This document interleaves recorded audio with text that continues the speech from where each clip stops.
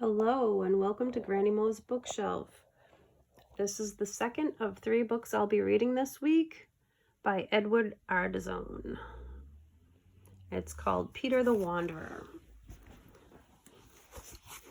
And on the cover here is my own artwork. Because the cover was blank, I remember drawing this when I was a child. I was probably about 12 or 13 when I copied one of the pictures and put it on the front here. Peter the Wanderer by Edward Ardrizonne, Henry Z. Walk, Inc., New York.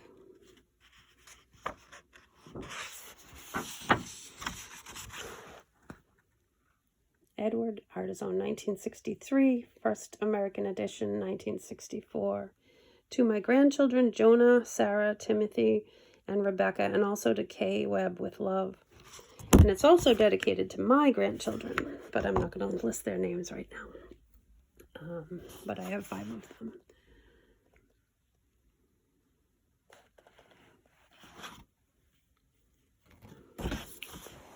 Once upon a time, there was a small boy called Peter who lived in a house near the sea. One day he was walking down the road to the beach when he met an old sailor man sitting by the roadside.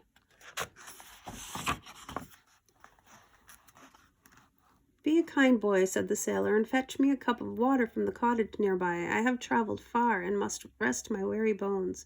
Peter hurried to fetch the water. The sailor drank it and thanked Peter and said that in return for his kindness, he would tell him the story of his life.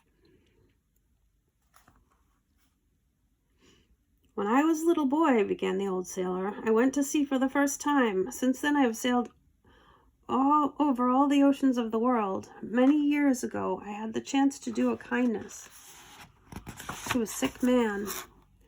As I knelt by his bed, he told me of treasure which was more valuable than gold or diamonds, or rubies or pearls. And this treasure was locked in an iron box that could only be opened with a golden key. I am too ill to go on looking for this treasure," said the man. "So because you have been good to me, I will give you the key of this box. Perhaps you will have better luck than I and find it." At this point in the story, the old sailor showed Peter the golden key which hung from a chain around his neck. "Now," continued the old sailor, "I too am looking for this treasure. I know I must be on my way once more. Goodbye, dear boy, and thank you." Sometime later, Peter was walking down the road again, and he saw glittering in the dust the golden key. It must have fallen off of his chain.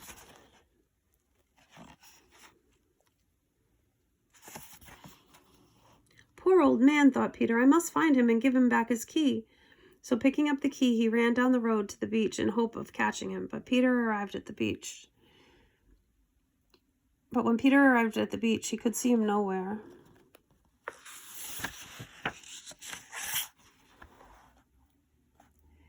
What he did see was 3 strange men, one very fat, one very tall, and one very short. And Peter asked if they had seen the sailor because he wanted to give him back his key. But the fat man said no, no, in his high squeaky voice, and the tall man said no in his deep brash voice, and the short man said no in his nasty sort of croak, and they all together said, "Give us the key."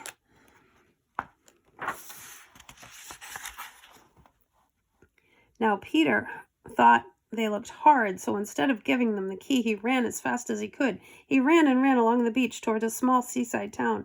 When he was far enough out of sight of the 3 men, he would sometimes stop and ask people if they'd seen the old sailor.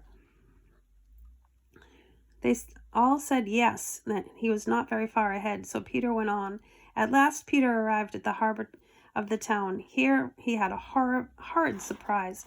Standing at the quay was the fat man, and nowhere could he see the sailor. Peter tiptoed away to find a hiding place among some packing cases. However, he was to have yet another surprise. In a dark corner, he found a boy. "Hey," said the boy, giving Peter a push. "This is my hiding place. Go away." This made Peter cross. He wouldn't go away. So they had a great fight, and they fought and fought until they were too tired to fight any longer. "Drat that boy, he ought to be here by now." I mustn't let them see me. There they are, fighting over here. At last the boy said, "You're a sport. Let's make friends. My name is Johnny Miller, but my real friends call me Dusty. You may call me Dusty, too." Peter was glad to make friends and told Dusty about the sailor and the key and the 3 hired men. "Strange," said Dusty. "I am a sailor boy, and I've heard about your old men. All we sailors have.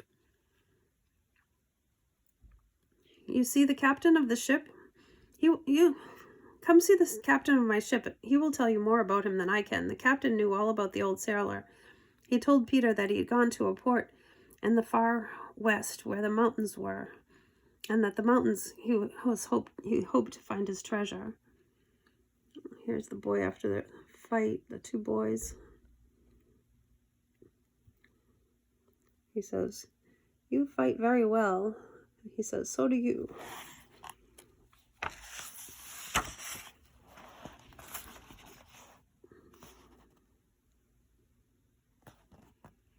"We are going to the same port," said the captain. "You can come with us, but you must work your passage."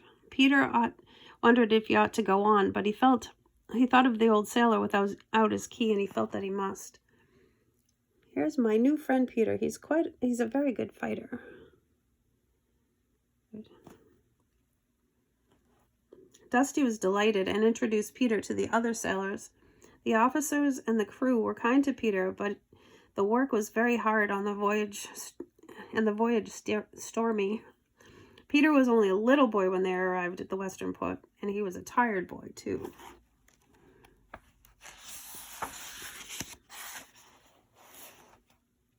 Goodbye and good luck.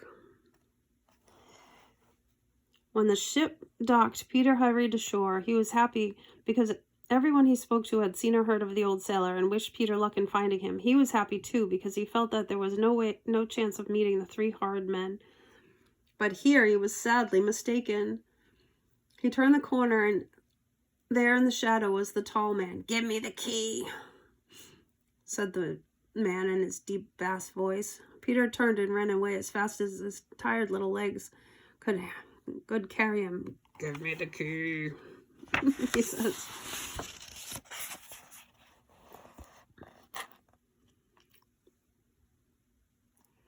Peter ran out on the docks and up in the town, and when he was sure that the tall man was not following him, he stopped at a shop to ask the way to the mountains. He bought himself a stout stick, a loaf of bread, a hunk of cheese, a red handkerchief to wrap the bread and cheese in, and he set out to follow the old sailor once more. The path to the mountains ran by a winding stream, first very flat, and the going was easy. On the way, Peter passed many houses and many people. They all said that the old sailor was not far ahead.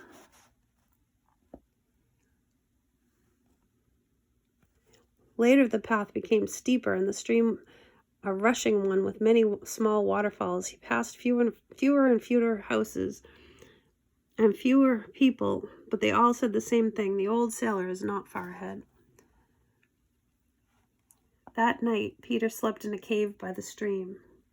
The next day, as he went on, he found the path was steeper still, and he became so tired that he often wanted to give up and go home. It was only the thought of the poor old sailor without his key which kept him going. However, there was a time when Peter felt he was too tired to go any further. He was just about to give up when he turned a corner and saw before him a beautiful mountain valley. From where he stood, he could hear the splash of a waterfall and the merry voices of children playing. At the end of the valley was a white mill house with a water wheel beside it, and beyond the house was the high mountains. Peter walked slowly across the meadows to the mill. As he walked, the children whose merry voices he had heard turned to watch him and fell silent. They were surprised to see such a bedraggled little boy. The miller's wife was even more surprised when she saw Peter. "Good gracious, you are a fright." However, she was a kind old woman and took pity on him. She led him into the house, bathed him before the kitchen fire, dressed him in clean pajamas, and put him to bed. Then she gave him a bowl of warm bread and milk and sat by his bed waiting to hear his story.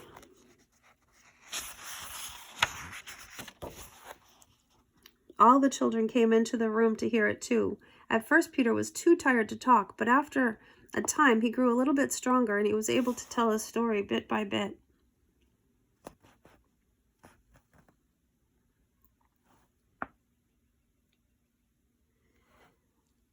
When he came to the part about Dusty, the children all cried, "Why, he's our brother!" And the miller's wife said, "You are Dusty's friend, therefore you're my friend too. You can stay as long as you'd like, and I will look after you until you are strong again." He must be a good fighter to knock down Dusty.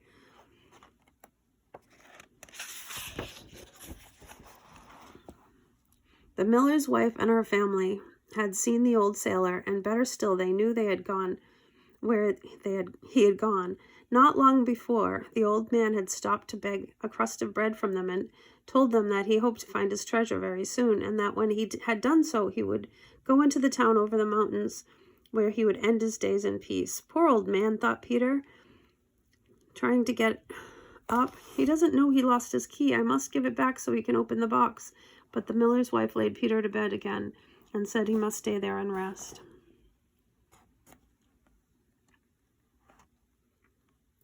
Peter was really very sick, and it was a long time before he was allowed to get up. When he was a little better, they let him sit in a chair by the stream. As the days went by, he grew stronger and stronger until at last he was quite well again. Then it was that the miller's sons explored the stream with him and showed him the best bathing pools, where the best bathing pools were, and how to catch a fat brown trout. Peter had such a lovely time, he nearly forgotten the old sailor and his key. But then one day, when Peter was bathing by himself, he saw looking down the valley the small man, the hardest and cleverest rascal of the three. Peter put on his clothes and ran as fast as he could to the mill house. Oh, I found him again. Oh, no. "Oh, dear," said the miller's wife. "That man will find you here, and my husband's not here to protect you. You must go at once."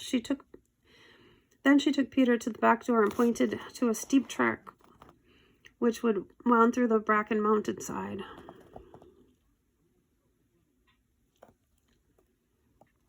"Follow that," she said, "and when you are at the top, head due west, and you will come to the town over the mountains. Goodbye, dear boy. Good luck." Peter scrambled up the steep path.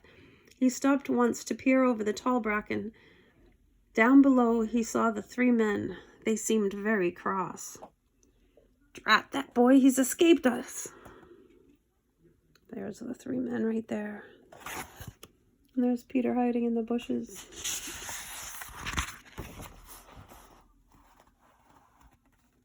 At the top of the mountain, Peter could see far away in the distance, near the setting sun, the town. But it was getting late and dusk was falling, so he made himself a bed in a haystack. The stack was warm and soft, and it was not long before he was fast asleep. That is such a beautiful picture right there.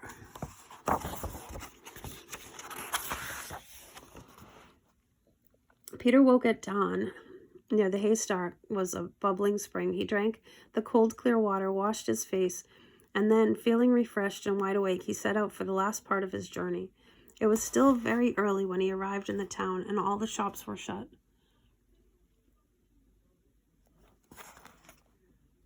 The first person he met was a milkman going on his rounds. Peter met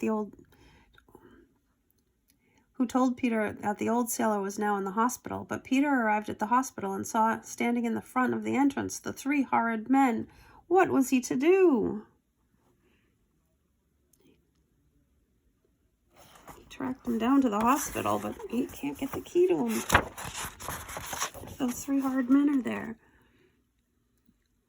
"Hey, where do you think you're going?" At that moment, who should he bump into but Dusty, who was on leave from his ship and going home for a holiday. "Oh, Dusty, what a lucky chance. Now you can help me," said Peter. "Can't," said Dusty.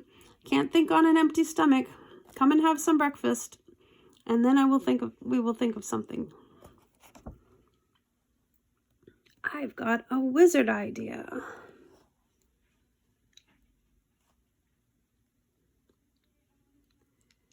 Dusty was as good as his word. By the time he finished his last piece of toast and marmalade, he had a brilliant idea. He took Peter to a dark doorway where he changed his clothes. Then, looking just like Peter, he walked to the door of the hospital.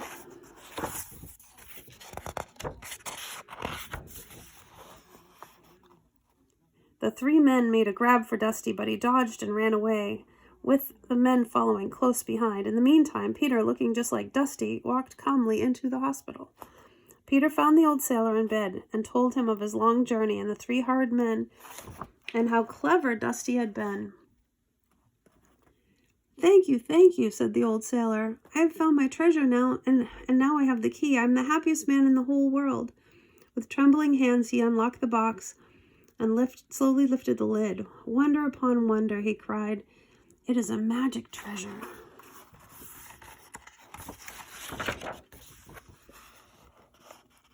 The old sailor took a great crystal out of the box. It was more brilliant than any diamond and seemed to light the whole room. This is a magic stone, he said. It is for you, Peter. Look into it and you will know both the past and the future. Keep it and you will always be happy. Just then Dusty arrived. The sailor gave him a deep red stone, more red and glowing than any ruby. He told Dusty to keep it always. If he did, he would always be brave and wise. Now, said the old sailor, I am tired, and I must go to sleep. Goodbye, dear boys, and thank you once again.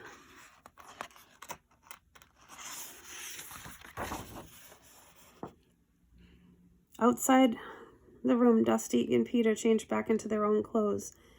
Dusty asked Peter what he was going to do next, and Peter looked into his crystal and said that he was going to go home. But later they would meet again, and together wander all the oceans of the world looking for treasure on their own. Dusty, you were a wizard. The three men were very cross when they found I was not you. The end. That was Peter the Wanderer by Edward Ardrizonne. If you enjoyed that story, please like, share, and subscribe. Love you all. Take care. Talk to you later. Bye.